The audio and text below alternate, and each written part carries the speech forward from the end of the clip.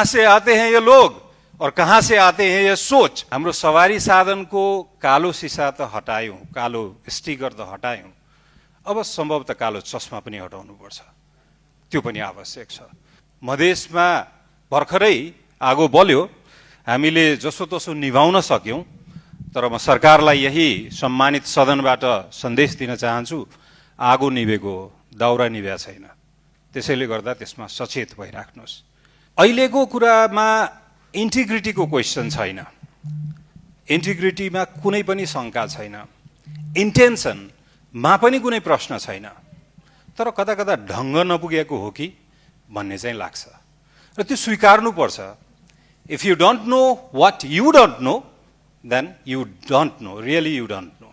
त्यसैले गर्दाखेरि राज्यप्रतिको भरोसा र राष्ट्रप्रतिको आत्मविश्वास, यो दुईटा कुरा लक्षित मूल मन्त्र राखेर हामीले आफ्नो राज्य सञ्चालन र सबै पद्धतिहरूलाई, सबै कुराहरूलाई त्यसमा केन्द्रित गर्यो भने अलि हामी केही हासिल गर्न सक्छौँ।